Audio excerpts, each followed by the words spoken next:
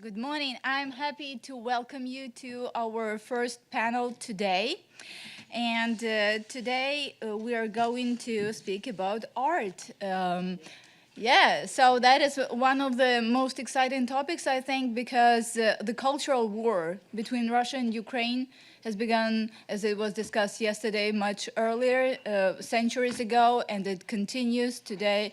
It has escalated, and we are at the front line of that battlefield for Ukrainian culture here. We have four brilliant panelists today with the presentations on art as a force for hope in wartime Ukraine. And we will go in this order. So I will announce the four presentations, and then I will speak a little bit about each of the speakers. Oksana Ivantsiv will, from the University of Notre Dame, will present on Is There Hope? How Ukrainian issue-based documentaries contribute to documenting war crimes, cultural diplomacy, and peace building. Lesia Maruschak from Terra Ercolano will speak about memory as resistance, bearing witness. Alina Mozolevska from Petro-Mohila Black Sea National University will speak about resilience and hope in Instagram wartime activism. And Yohanan Petrovsky-Shtern from Northwestern University will speak about who we are and who we are not, art, identity, and national mobilization in Ukraine 2022. All right, so our first speaker today is Oksana Ivantsiv, who is a Fulbright scholar, and she is currently affiliated with the University of Notre Dame. Oksana is a Ukrainian documentary filmmaker and human rights advocate, and she is currently pursuing a Master of Global Affairs with a concentration in International Peace Studies at the University of Notre Dame's Kroc Institute as a Fulbright scholar. In 2020, she founded the NGO Arts and Rights to promote human rights through interdisciplinary initiatives.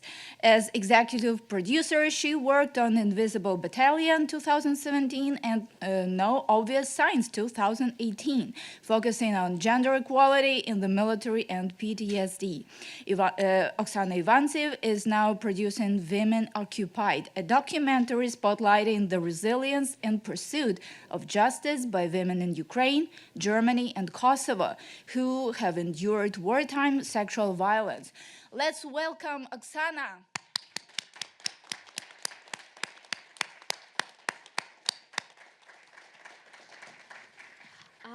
Hi. I'm actually very flattered that you showed up here in such an early time, because if I would have an option not to show up, I wouldn't.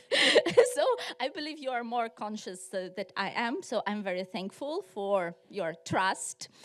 I have a small question. So it's how I should switch the slides, yeah? Okay. I hope I managed with it. So thank you, Tetyana, for introducing me. I'm a student here, and I want to tell at first a little bit about my experience being a student here in Notre Dame. Because actually I study a lot of fascinating subjects. One of them is about future thinking. And we learn how to anticipate future, how to project it, and how to live in this future. As a filmmaker, I love this approach because it feels like I like to think about the future as the scenario which we can co-create than just like something that happens to us. So this week, in our class, we discussed catastrophic scenarios of the future. And one of our readings was Never Saw It Coming by Karen Cerullo. I hope I pronounce it correctly. So the author argues that we tend to have some sort of positive asymmetry we envision the positive future more vividly than we envision the catastrophic scenarios of future. And it's quite paradoxically, but this book, written in 2008, it starts from the quotation by Donald Trump. So he says, like, I believe in power of negative thinking. I always go into a deal anticipating the worst. If your plan for the worst, if you can live with the worst, the good will always take care of itself. At the end of the day, who am I to argue with the US president? You see, I don't have cards. I even did my best to wear a jacket. So I would follow his advice. I think it's like a high time to think about catastrophic scenarios. So let's take 30 seconds and make a small game. Just imagine the worst case scenario for you personally. It will don't take like just a few seconds, the first which comes to your mind, and then the best case scenario. And after that, I will share with you my scenarios. So I hope it works. So my worst case scenario, it's living under Russian occupation. It's being tortured, experience conflict-related sexual violence, being kidnapped or killed, and being deprived of basic human rights.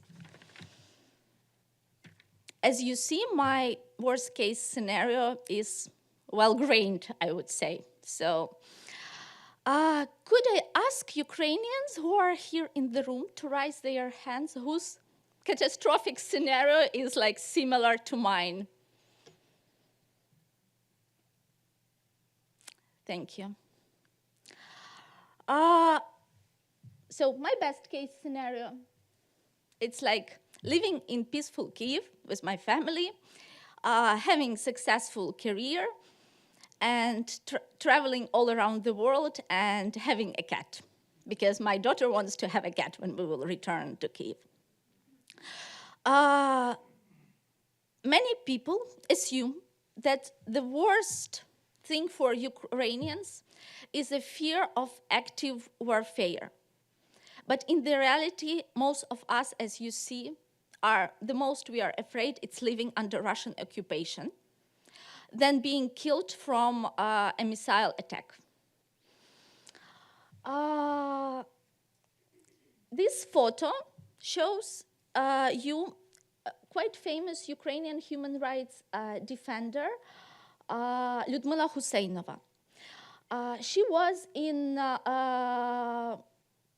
detained and kidnapped by Russians and spent in Russian prison 3 years. I will read, she spent like 50 days in Donetsk, in Izolyatsia, a torture chamber in Donetsk, and I will read something from her experience. From 6 a.m. to 10 p.m., you stand with a sack covering your head and your hands in a cuffs. You can get beaten for no reason.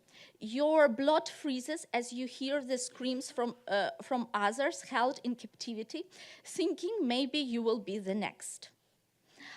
She was kidnapped in 2019 by Russian militias because of delivering humanitarian aid to orphan children with mental disabilities who lived on the occupied territories. Among the aid she delivered to them were Ukrainian books, and it was enough to declare her extremist.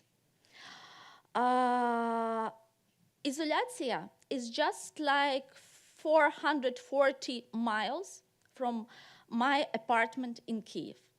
In February 2022, Russian army was in 15 miles from my apartment in Kyiv, and my catastrophic scenario was closer than ever. Just imagine, like, you're living here in South Bend, and just in 7 hours of drive, somewhere in Nashville, Tennessee, people are detained and tortured only because of books. even like participating in such a conference is enough to end up in the torture chamber. So I would like here to share with you some footages from our film, Women Occupied, which tells the stories of women who experience conflict-related sexual violence on the occupied territories. I think rape is a very good metaphor for occupation, because occupation has nothing to do with peace, as rape has nothing to do with love.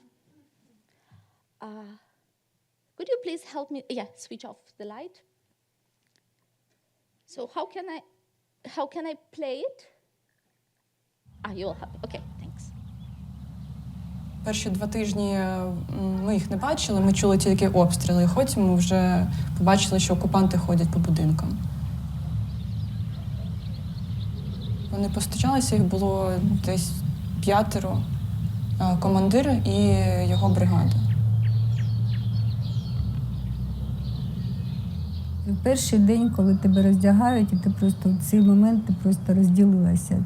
Твоє тіло окремо, а твій мозок окремо.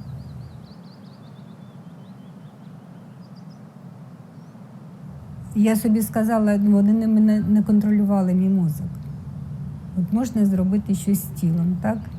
Але мозок не контролюється. Коли ти називаєш це саме зґвалтування, то ніби з'являється якесь відчуття жертви. Почуття бруду, коли ти не належиш своєму тілу, ти втрачаєш відчуття себе.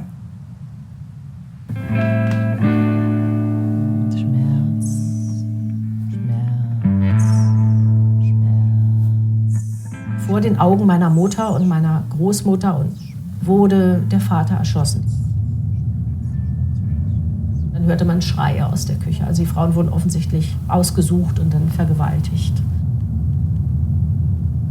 Was grundsätzlich dieses Trauma mit ihnen gemacht hat und wie können wir dieses Trauma für die nächsten Generationen heilen oder loslassen. Entschuldigung, Mama. Dass ich es nur richtig verorte. Also, da war noch Krieg, also vor Kriegsende.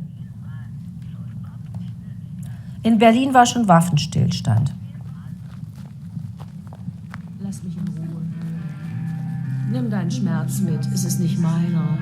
Ganz ehrlich, es ist dein Scheiß und nicht meiner. Ich hab's versucht, hätte mich fast zum Zombie gemacht. Hätte mich fast umgebracht. Hat's nicht, weil ich stark bin.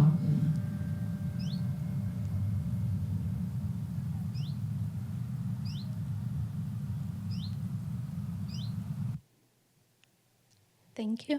So, Women Occupied is a documentary that connects the stories of women from 3 countries experiencing sexual violence in Europe during the last 100 years. In this documentary, we don't focus on crime. We focus on their journey to justice. I want to show you one more documentary, as I have only 2 minutes, and then I hope we will have some space for discussion. The large-scale war ruined everything which I call the normal life. Russia tried to destroy everything in my country, including environment. We're human rights lawyers, and we want justice. We jointly document more than 68,000 episodes of war crimes. Горіли всі ліса. Ні сараїв, ні сіна, нічого нема, ні кормів, будинка нема. Все згоріло. The war in Ukraine is the most documented war in human history. Це дно водосховища. Ми йдемо по дну. Щоб це все відновити, пройдуть роки. Каховську ГЕС як підірвали, із весни не було жодного дощу. Це превращається в пустиню. It's the first time in the human history when armed people occupied the nuclear station. This is the first real large-scale attack on an actual structure of a nuclear plant. Could be a nuclear disaster well beyond what we have ever seen. Justice is about the future while looking at the past. A direct message that if one commits the same crimes, they will be prosecuted. We have a responsibility not just for our country, but for the world. When the aggressor in a conflict destroys these things, lives and livelihoods are destroyed, sometimes far into the future and well beyond the conflict zone. Environmental crimes, they have no limitation in national borders. We have to unite, put ecocide as an international crime. Within the next year to a year and a half, we could actually see that formal proposal on the table, which would start the negotiations at the International Criminal Court. It's a very dramatic time right now. When you can't rely on legal instruments, you can always rely on people to fight for a future which we want. We are responsible for next generation, not just for their existence, but for the existence of the whole planet. I will take my last 30 seconds to say that my future thinking class gave me one more metaphor for hope, that hope is a rope. It's something that could hold us even in our catastrophic scenarios if they happen. And it's the rope that connects us, that we would not be alone in our own catastrophic scenarios. Thank you. Thank you so much, Oksana. Thank you. Please, I don't know if it works. So please take notes of your questions and we will have the discussion afterwards. Our next speaker today is Lesia Maruschak. Lesia is a Ukrainian-Canadian artist of Ukrainian descent based in Ottawa. Her work spans photography, performance, and large-scale landscape installations, focusing on themes of colonization, geopolitics, and exile. She has exhibited in over 65 museums and galleries worldwide, including the National Museum of the Holodomor genocide in Kyiv. Lesia examines how art serves as both witness and resistance, using her work to connect historical genocides to present conflicts and foster hope through audience engagement. Let's welcome Lesia. Thank you. Доброго ранку. Good morning to all. First, I'd like to just express my gratitude to the Nanovic Institute for making space for this presentation and the art that I've been able to bring. It's an honor to address you today and to share what it means for me to create art at a time when my ancestral homeland faces conflict and genocide. And I think for you to understand my art, it probably helps for you to know a little bit about me. I'm a child of immigrants. My family arrived in Canada in 1896. Ukrainian was my first language, and the land, its vastness, its resilience was inseparable from my people's enduring fight for freedom. But history has taught us that land can be taken, voices can be silenced, and memory can be erased. In the next few minutes, I'd like to share with you 5 elements that are critical to my work. Creating sacred space is the first. The sacred space of my childhood, our church, the icon corner in my home, they were vital parts of my life, artistically and spiritually. They shaped my understanding of the world around me, grounding me in ritual, repetition through prayer, and narration of stories through text and image. They instilled in me the responsibility of bearing witness, a responsibility which carries through into my work today. And this is an installation from Poems of Our Children, which you also see in the pre-function area. And in Poems of Our Children, we created a sacred space, but one which took new forms. We reimagined the Canadian prairies, and instead of monolithic memorials, the installation became a space of ritual and movement. Sacred banners that you might have seen in the church were reimagined with the faces of children, the children of the Holodomor, and those displaced and deported from Ukraine. A makeshift altar was adorned with a ritual cloth, a sacred bread, and candles. And the dancers moved in concentric circles, going round 3 times, and their prayers were transformed into chant. This wasn't a static monument.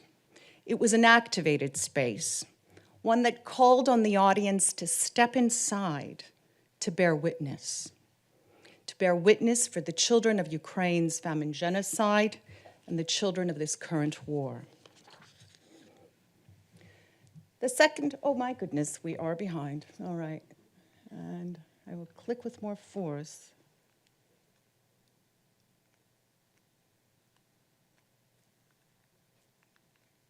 Oops. Is it my touch? I'm trying to go back one. Are you able to help me? Thank you so much. So second point that I'd like to chat about is the construction of collective memory. Who decides what we remember? My work actively challenges imposed authorities, and I work to create spaces where memory is reclaimed by those it belongs to and those who enter into the space. This philosophy shapes Project Maria, my mobile memorial dedicated to the more than 4 million people who perished as victims of the Holodomor. And this is the first installation of Project Maria in Ukraine, in Kyiv, at the National Holodomor Genocide Museum. Project Maria continued to tour 5 cities. It was in Kharkiv, closing about 4 days before the full-scale invasion, and we were able to, within a period of time, safely move it from Kharkiv so that it could continue its journey and continue bearing witness. There. Now, rather than positioning myself on the side of the author, I really see myself as a conduit for memory. The historical erasure of the Holodomor can be countered only by making it present, by creating a mobile work that actively engages audience across diverse locations and cultures, a work that moves, that crosses borders, and invites participation.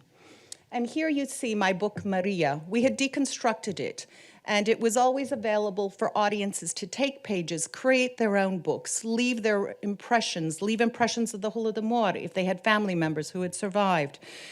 We had Soviet soldiers' bags.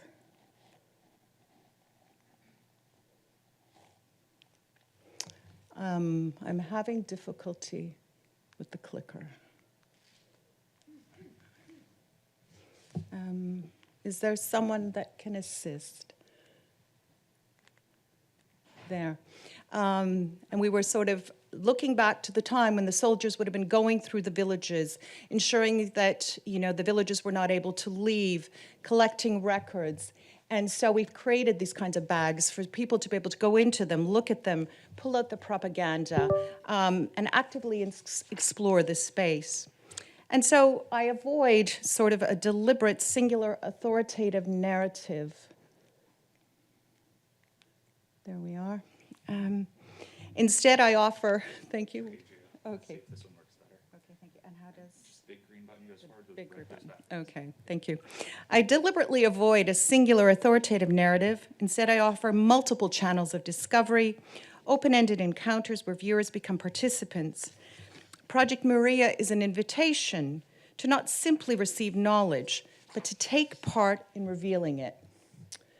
And these are installations that we did in Sambir, in Boykivshchina, where children were invited to rediscover their history. Now, the third element that I'm very interested in is making visible the invisible. And it's one of the most urgent aspects of my work. This is a piece from Project Maria called Molitva, 4 million pray. When I was in Lviv many years ago, I gathered antique vintage prayer books from the market. When I came back to Canada, I found myself scanning one of the prayer books, 562 pages. But it was in that moment, the repetition, the ritual repetition of prayer really sort of, held my spirit as I flipped page after page. And what I was trying to do was imagine what it was like for 4 million people to starve to death. And I wanted to hear their voices. And that is something that my work has become very focused on, giving voice to those who've been silenced. And so by layering hundreds of pages, I have tried to make those voices heard and to ensure that we can somehow feel their presence. And this is a similar piece of work. This is a photograph taken by VYDNO, who was an engineer in Ukraine during the time of the Holodomor. These were villagers leaving the village trying to get food. Of course, they would have been blocked and sent back.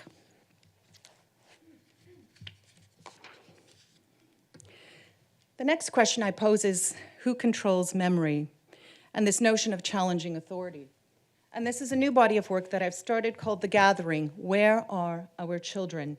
It's dedicated to the 19,546 children that have been deported or forcibly displaced since the full-scale invasion. And what this body of work looks to do, again, is to bring together the Holodomor of 1932-33 and the current genocide. And books, often instruments of institutional power, are central to this work. But in this case, the books become contested spaces, objects that can be rewritten, reinterpreted, or disrupted. And at the core of The Gathering is the destruction of a 1932 Webster Pocket Dictionary that I have here with me. The year was deliberately chosen as it marks the year of the famine genocide. And it's my way of protesting the fact that the word Holodomor, even today, is not found in English language dictionaries. And here I am at Canada's Banff Centre of the Arts, where we literally took 2 dictionaries that I sliced apart and imprinted the names of missing children in Ukraine. And for children whose names we did not have, we created shapes to represent that. And this is a little girl by the name of Adelina. Again, you see me layering things. We have the dictionary, we have these names of children, and we have a portrait. And what I'm looking to do is also create more work based on the specific testimonies of children. This is just a close-up of that work, so you can see my interest in layering, text, image, again, hearkening to my early time in the church.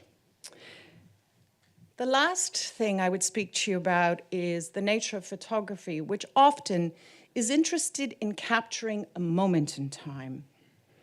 My approach is quite the opposite. As you saw with Molitva, where I was interested in giving voice to the 4 million, or this work here, which is a compilation of the dictionary works, I'm really interested in collapsing history, bringing together these 2 atrocities, pointing to the fact that, history can't nor should it be confined to the past.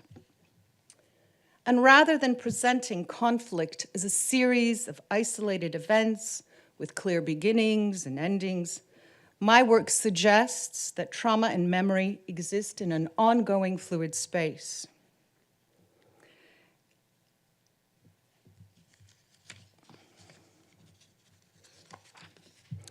And I think I'd like to share how hard it was for me to cut this book apart.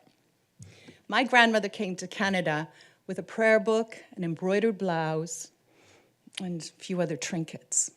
In our family, my mother won a book as part of a St. Nicholas contest. Books in our house were privileged, precious objects.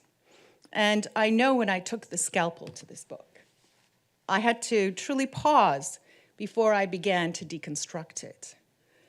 But it took me doing that to create something else. And sometimes, difficult periods when we really struggle to find hope, when things look dark, when we face despair, and these are normal feelings. We wouldn't be human if we didn't feel those things. But we need to work our way through that to find Nadia and to be able to act. And so I encourage you, through my work and through your daily lives, to bear witness, to recognize the truth, and to act. Thank you.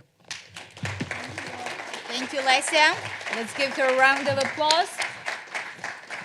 And we will continue with the discussion after we listen to all of the presentations. Our next speaker today is Alina Mozolevska. Alina Mozolevska is an associate professor at the Department of Philology at Petro-Mohyla Black Sea National University in Mykolaiv, Ukraine, which is close to my native town of Pervomaisk. Her research interests include media studies, cultural studies, border studies, and discourse analysis. In 2023, she co-organized the summer school Witnessing and Documenting Wartime Experiences, the current Russian war in Ukraine, historical perspectives, and global alliances. Today, Alina will speak about her investigations of how digital platforms, especially Instagram, are used to visually represent civilian resistance and national solidarity, enforcing themes of hope and resilience. Let's welcome Alina.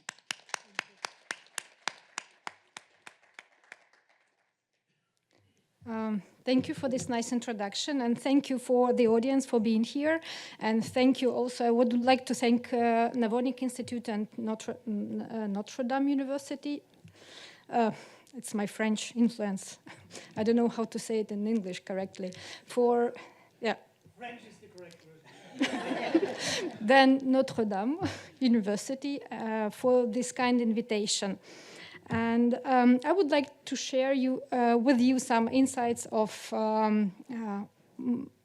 collaborative project that we have together with my three other colleagues, Svetlana Kot, Olga Polishuk, and Yulia Stodolinska. We have a small research group that focuses on the role of digital media in the mediatization of the war, and it goes beyond the study of Instagram. We focus on many aspects of documentation and witnessing in online spaces. Our focus is mainly on war testimonies, image testimonies, and also Facebook testimonies, for example.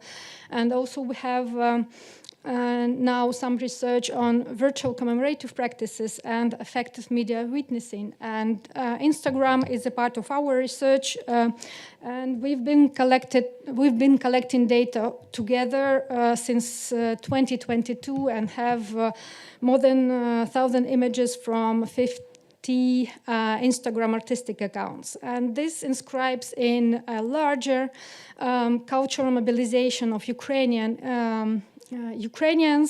that use a lot of artistic tools to talk about the war, to make Ukraine voices more visible, and digital spaces are now transformed into real battlefields. We place our research into the analysis of digital war that is understood in a larger perspective as the role of digital media and how they shape our perceptions of the war and how they make us remember something or forget something and actually create the image, the perception of the war developments.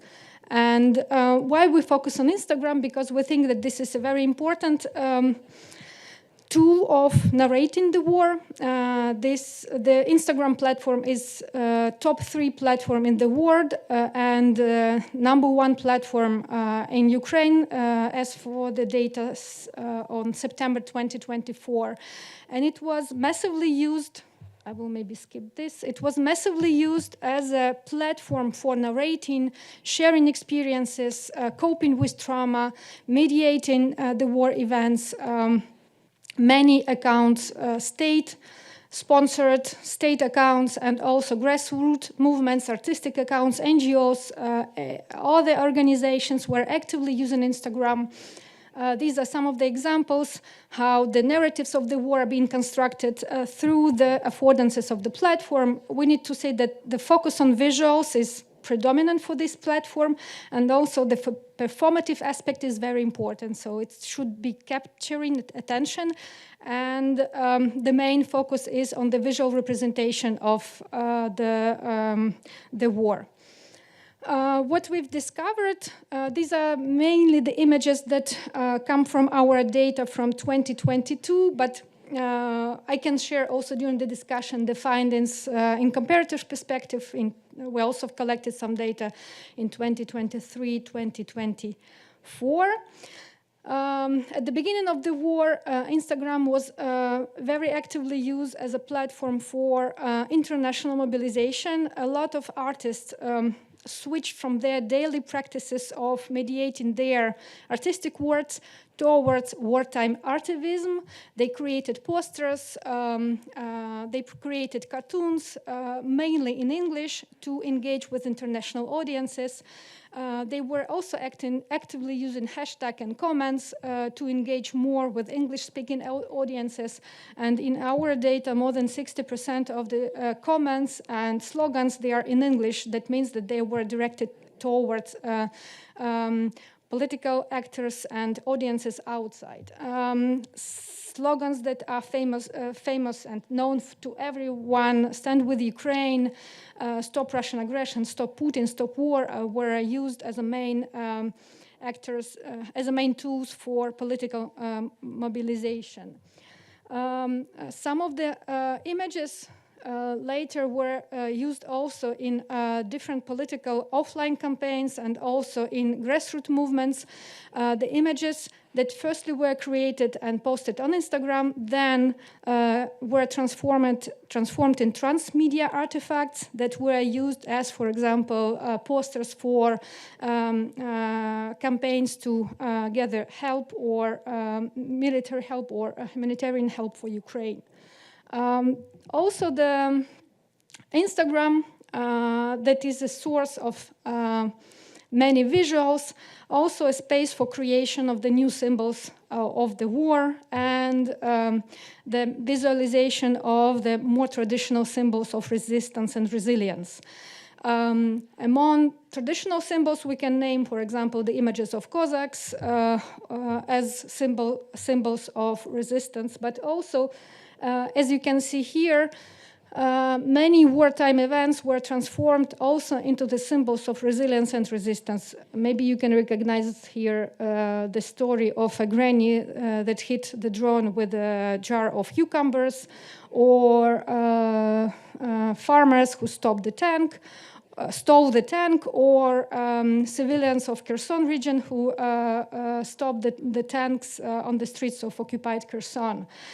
These are only few images, but they exist in many variants, and they are still mediatized with the help of Facebook, Instagram, to support this narrative of resistance and resilience. Also, a lot of attention is done by the artist on the image of collective effort, and they appeal to the unity of the people. Some images reflect the civilian mobilization, as you see on the left, and the symbols of resistance as cocktail molotovs or other elements of Ukrainian nation are also used to mobilize the audiences online.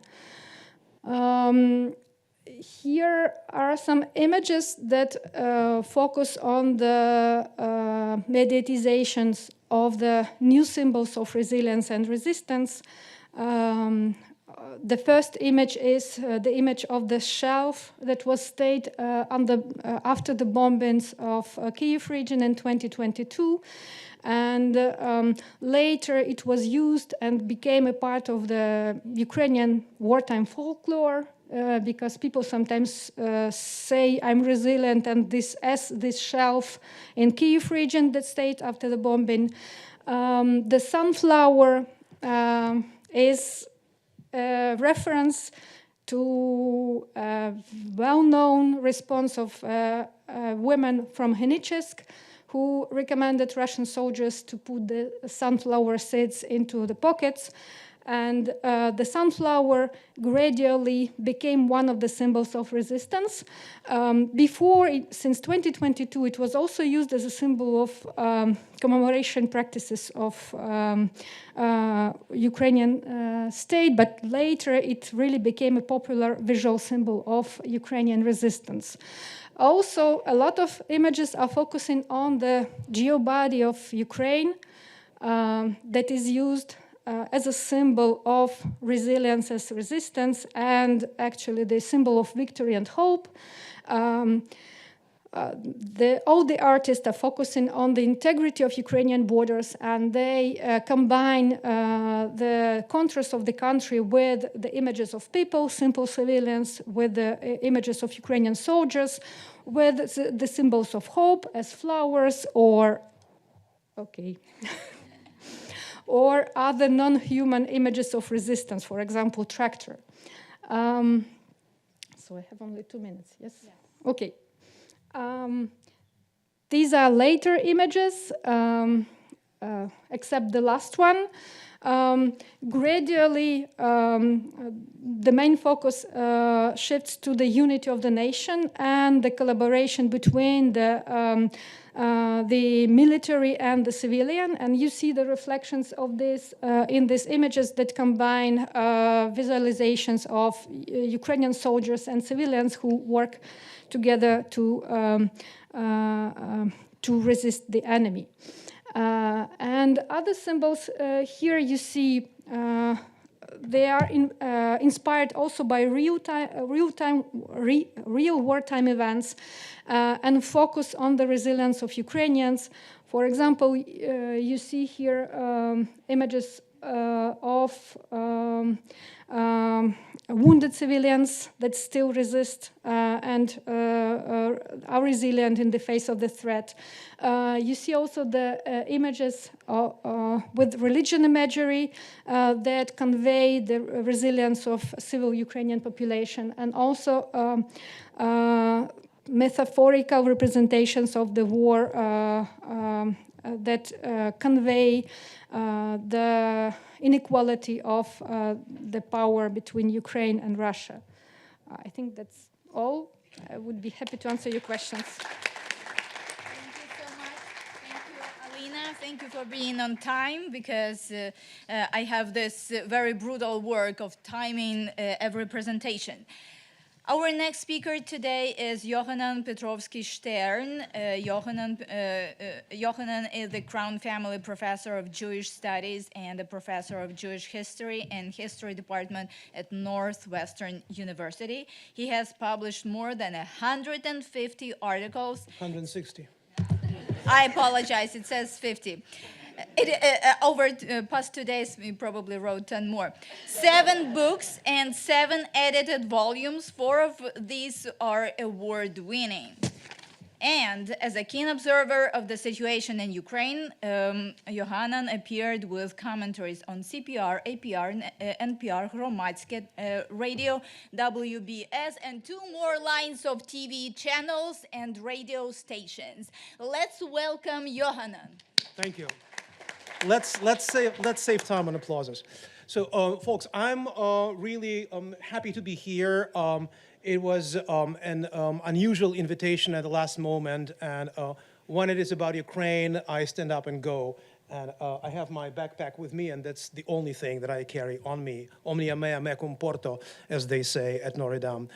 So I am grateful to the organizers of this conference, to Rory Finnan, to Father Boris, who wonderfully greeted us yesterday, and to Nanovic Center for organizing the new hub for Ukrainian studies in Midwest, of which I'm also part, but I cannot organize this kind of a hub at Northwestern for a variety of reasons. So I'm a historian. I'm paid for looking back, and I'm paid for asking historical questions of any material that comes to my on my desk. And my question today is who we are and who we are not, art, identity, and national mobilization in Ukraine. I'm looking at a number of artists who were well-known artists in Ukraine 5, 10, 15 years ago, and who became something different from 2022.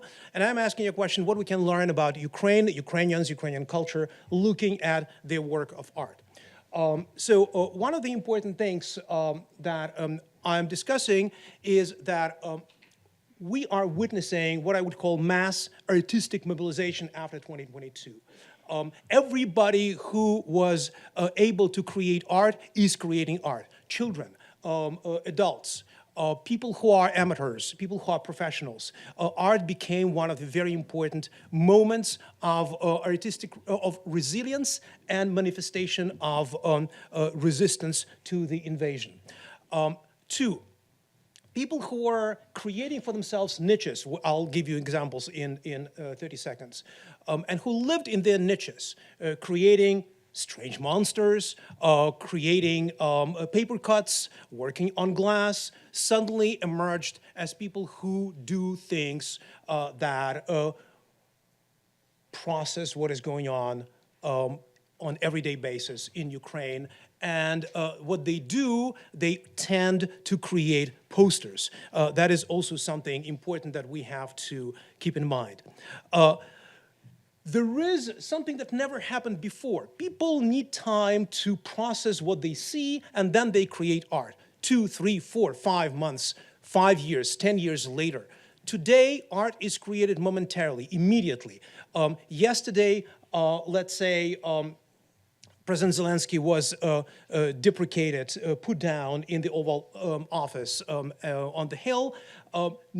Hours later, there is a poster online with Mel Gibson sitting next to Jesus, you know, behind the scenes when they are making Passions, and actually Mel Gibson in his blue suit asks Jesus, who was all covered in blood and he's in torn robes. Of course, Mel Gibson asks, "Why are you not wearing a suit?" So this kind of a reaction we see on daily basis on all levels of Ukrainian artistic endeavors.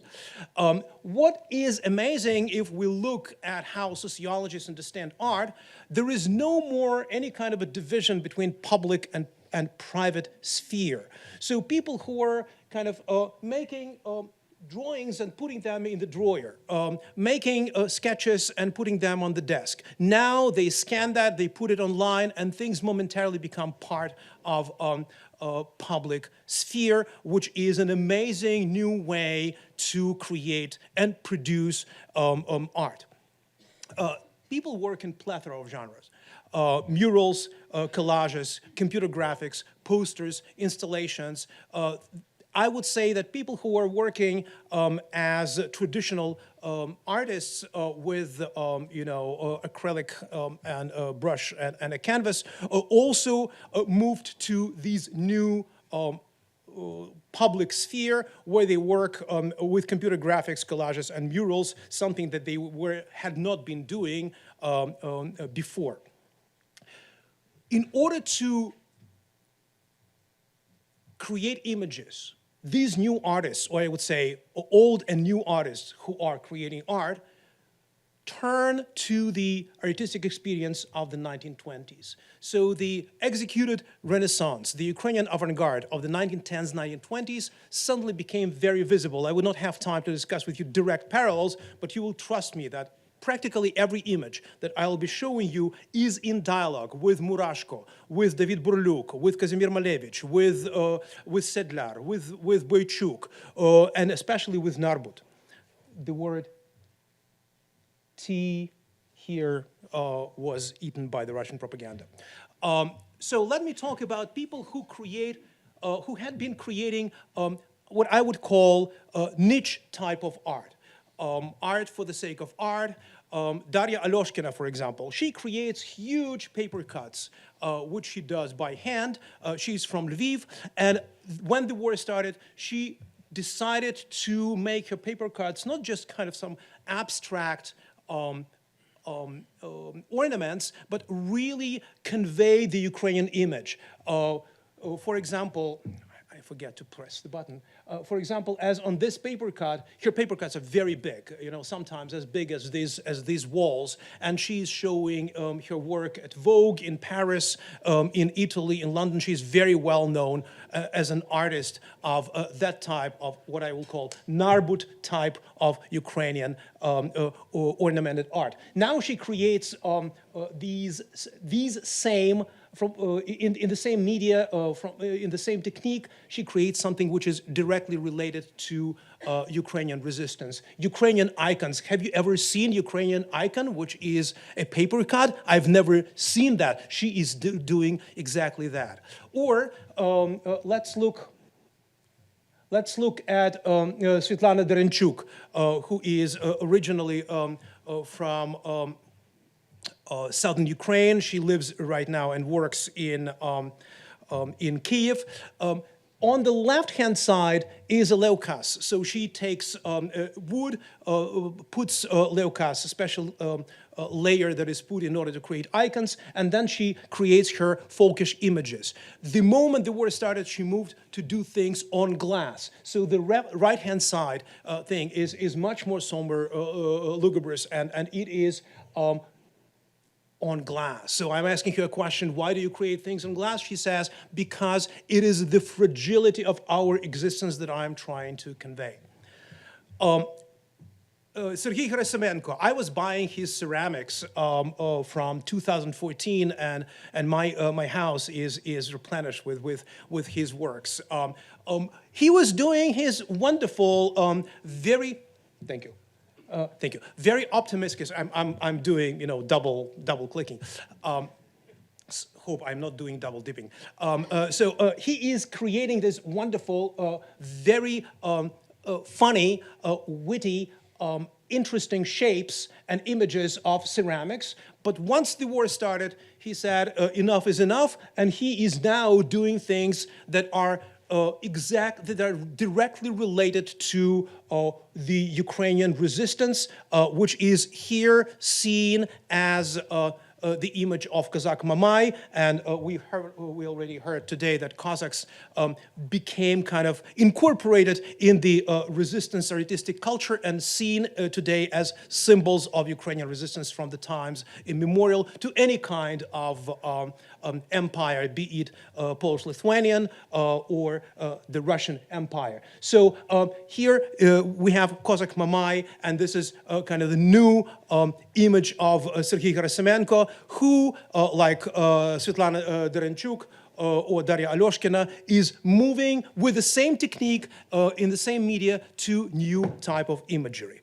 Well, there are people who are creating posters and who are conveying the new ideas of resistance in the more traditional format, for example, in the format of online or offline posters, such as Nikita Titov is producing. Nikita Titov is not only a person who is in the forefront of Ukrainian resistance as an artist, one of the most visible people today in Ukraine.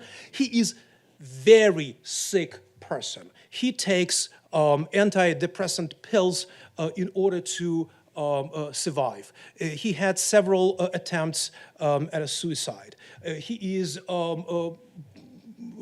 was brutally treated, or I would say not treated at all. He cannot wake up in the morning. He cannot get to bed at night, all the time, over-agitated. When you see him, when you see his art, you have an impression that this is the person with of an amazing self-presence. And what he creates really mobilizes Ukrainian public as nobody's else art today.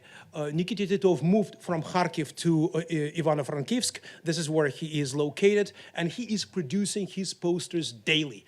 And he places them on Instagram, on internet, and elsewhere. So just for you to see what he's doing, so he takes Trident and makes it into the slogan of Mova.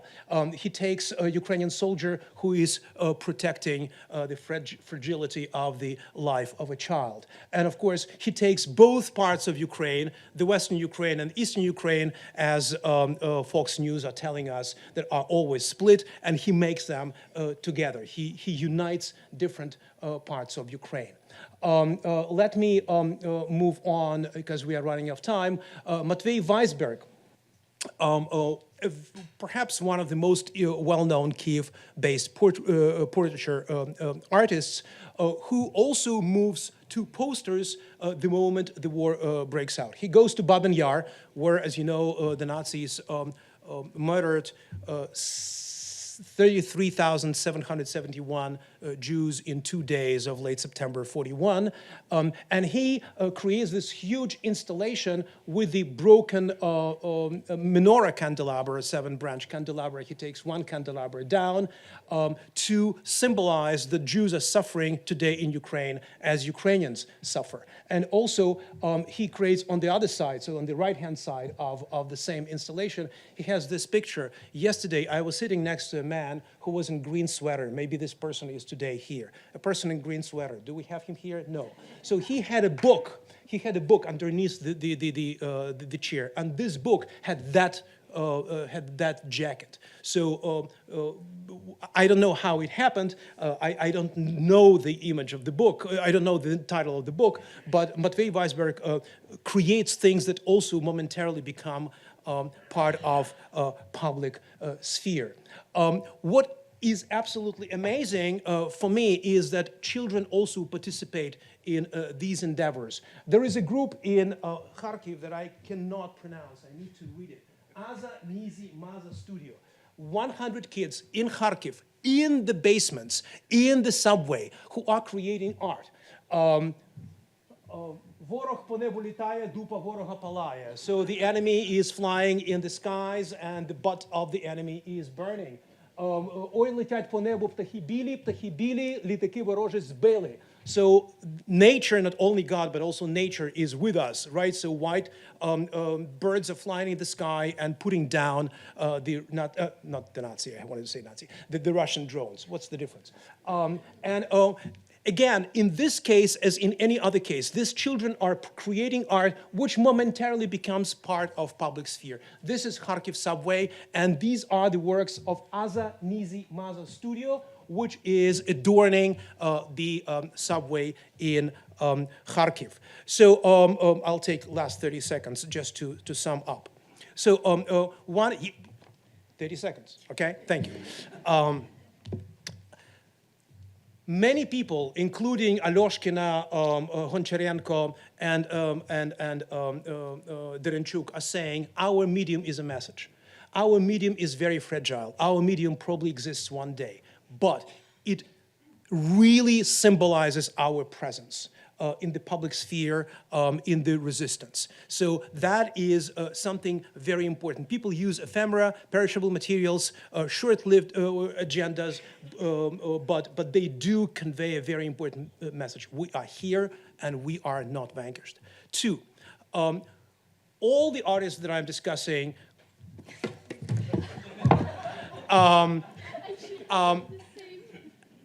mobilizing and cheering up the nation. That has not been the case of traditional Ukrainian art. If we read these artworks as a text, they will tell us that we as artists are unifying the nation politically, linguistically, and socially. We can bemoan our losses, but we can also laugh at our wounds. Something that has not been part of Ukrainian arts. Ukrainian art is usually very melodramatic, dramatic, tragic, but not witty. Suddenly wit became, as Alina has said today, very much part of Ukrainian self-exploration and Ukrainian self-image. We are responsible for the fate of people, culture, and country, and this responsibility is also very much embedded into the art that people create. Of course, I can say more, but I will say Slava Ukraini, and I will send here. Okay. Slava. Yeah. Unfortunately, I have to do my bloody job and cut off all those brilliant presentations, but this is the time when we begin to take questions, and we have approximately 6 minutes to have the questions. Please, Lesia was the first, please. Thank you so much for your excellent papers. We are talking about the destruction of art, museums, galleries, archives, etc., in Ukraine, but we also talk about the destruction of people of culture. There's a database, a horrendous database that is put together by PEN Ukraine Index, the Ukrainians are the institutions of people of culture taken by this war, that already has more than 100 biographies on it, and it's expanding basically daily. If we think about hope as a thing of the future, we also think about it as something that's rooted in the past, and several of us have already mentioned the executed Renaissance. We are sort of watching another generation of Ukrainian artists being destroyed as we speak. What do we need to do now to ensure that that generation is not forgotten, even if it is destroyed? You distribute. Well, no, just take the floor and play. I think, Lesia, you wanted to? No? Yeah. Maybe I can Alina? start. Yeah. Actually, I think the answer is already in the comment and in the question, because there are already databases that are capturing the moment and trying to save the names that are erased by Russian Federation. And I think that all the attempts that are done by institutions, but also by many activists and Ukrainian researchers, they are now crucial and important. And there is a support from also European institutions to create the archives of different types. And I think this is the way to save as much about the artists and about civilians and about the soldiers who are perishing daily, and keep this memory for the future generations. So I think it's the best way to proceed, but it needs to be a combination of institutional efforts and also from efforts from researchers, academics, and activists. Okay, good. I see a hand over there, please. The mic. Okay, I have a question to Oksana. You presented two options that Ukrainians face during the war. One of them is happy life after the victory, and the other one is rape and violence and humiliation after defeat. But basically there is a third option, which is the most probable, submission and quite kind of normal life in perfect dictatorship under Putin. Everything Ukrainians need just to accept that they are Russians, as Putin say. Russians with some perverted consciousness, Russians who forgot that they are Russians, but most of them can accept it, take Russian passports and live as most Russians live, Russian citizens. And this is actually what happens in Crimea, in Donbass. Millions of Ukrainians live this life. They are forced to live this life, many of them, but this is a real option, and I'd like you to address this option as well, unfortunately. Yeah, close. I think what you have mentioned, it's the part of this catastrophic scenario.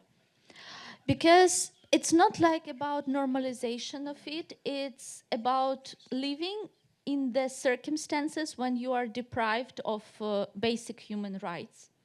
And you cannot guarantee that in a few days you will end up in a torture chamber. They don't need much reason to do that. So I don't think it's something like middle scenario. I have met people from the occupied territory, and their stories like really heartbreaking. We should also not forget that there is a big resistance on the occupied territories from Ukrainian citizens who live there. So I don't believe that we could call it like the normal scenario. It isn't. Thank you, Oksana. And there is an arm over there, I see, and that will be the last question. So the question is to all of you, but specifically, this word had slipped by Professor Petrovsky-Shtern, the word propaganda. And I want to ask all of you, particularly if we base the definition on artistic reaction to political changes. And when it comes to politics, when it comes to war, the word propaganda comes out and almost always in a very negative way. However, if we look at the word propagувати, is to promote a particular idea, can we counter the claims that Ukrainian art is just propaganda and it's another form of brainwashing when we hear that term coming particularly from the East? And can we actually reclaim this idea that propaganda can be something that we use propagувати, the ideals and the missions that we want? So how can we reclaim the word, and how do we counter the attacks that art is just propaganda? Very brief answer. Look, doesn't seem to work. Okay. It is not your and not my fault that the word propaganda acquired negative connotation. The word propaganda is a normative word. It can be used in positive or in negative or in neutral meaning, with a neutral connotation. Of course, it'll be better if we use the word discourse, because of course, what Ukrainians are creating, they are creating they're creating resistance, counter-Russian response, which is part of the political discourse. And they are all participating in this or that way in artistic, cultural, political discourse, tending to create posters, because posters is, if you want, propaganda, is, if you want, kind of direct message which has pragmatic function. No, they do not create propaganda, because what Ukrainian artists are creating, what Ukrainian literati are creating, they are creating very complex, very nuanced discourse.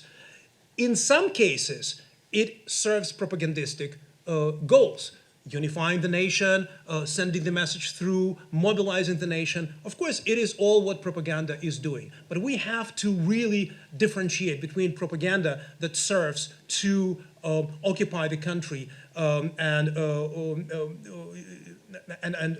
really deprecate Ukrainian culture and erase Ukrainian people, and propaganda which is used to mobilize the nation. We have to just all the time tell people with what meaning we are using terms, because not only habent sua fatta libelli, not only books have their own fate, but also notions have their own fate and their own semantic field. Thank you. Thank you so much. Thank you so much for the questions. We are so much pressed for the time, but we have our speakers available. If you have questions, please stop by, talk to them after our panel, please. Now, let's take a couple of moments and give them to Iva Sidash, who wants to say a couple of words about her art installation that you can observe in our hall. Iva, please come up to the stage. Let's welcome Iva.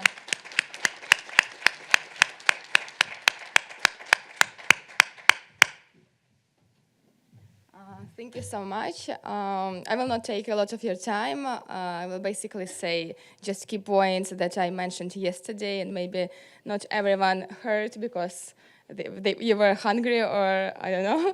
So thank you so much, Grant, for this possibility. And what I want to say that for those who didn't see the exhibition, my exhibition, Lesia's, I would encourage you to go and take a look, because this is exactly what they were talking about, how art can influence people and what we can do with art, with photography, and how we talk in this way, especially right now. And so my project that I'm exhibiting here is about home. And yesterday I was asking people, what is home for you?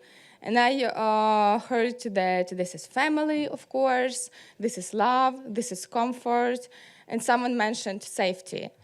And now in Ukraine, there is no safe place.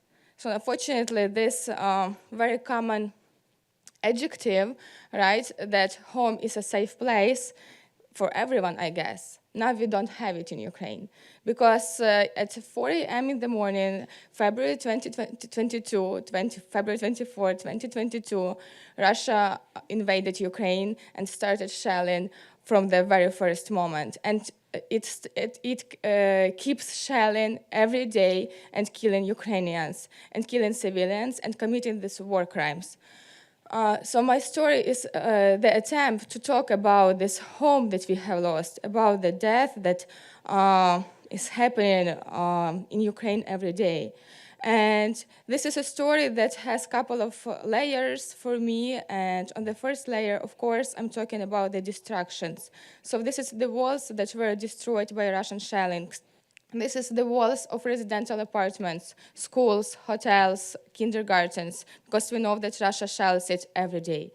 On the second layer, I try to talk about these walls that represent memory. That was Lesia talking about this collective memory, how we work with this, how we perceive it, and how we keep it for the future. And on the third level layer, I'm talking about this love that I still feel all these walls keep. And I do feel that photography is art. Photography are very powerful ways to tell the stories and to change, to some extent, some people's mind because this is kind of a witness, this is knowledge, which not everyone has, especially when we talk about international audience, not Ukrainian. And so for me, of course, I work as a war photographer. I go to the front lines. I live in Kharkiv most of my time. And of course, I document the war the way it is. But I always question myself how I can use this photography tool in the most effective way. So that's why I try to work, of course, in this straightforward journalistic way, but I do love thinking a little bit more what is not in the surface and to come up with such stories like this one, which is more conceptual one, but still holds all this pain and all this history that we are living right now. So what I want to say with this, that I do believe that it's so important to think about the war. And I do understand that so many people are tired of war, are tired of looking at the same pictures of death, of violence, of blood. But we have to look at this, and we have to think about this war as long as it continues. So I'm trying, I'm trying here to think how we can make people look at the things they don't want to look. And this is another way to talk about the war, via art, via photography, via other mediums, just for the regular person who doesn't, maybe he cares or she cares, but of course we all have our lives, especially when the war is not in this country. In our country. And that's why it's so important to talk about this. So a person is looking at all these images that we have on Instagram, on news, on media, and to stop and to think for a bit, to take it personally and to think, what if I lost my home? So 14 million people, Boris Hudzak mentioned this yesterday, became refugees in 2022. Now the number is much higher. So many people were killed. I don't want to say numbers because for me, people's life don't equal numbers, but this is, of course, a lot of people. And when you have this moment, when you just stop at one picture, look at this and think, this is, I feel, what photography can do and art can do. Yeah, thank you. Thank you so much, Iva. We feel your pain, and thank you, Iva, for doing all this great job. I understand that this is a very dangerous job, just traveling to the war sites, and I really appreciate it. I feel that pain as much as you do. Thank you so much. This is from the Nanovic Institute. Thank you. And I also have the little gifts for all of our panelists. Thank you so much, our great audience, for coming here, staying here, listening to these excellent presentations. And I hope you will have a moment to speak to our panelists. Thank you so much.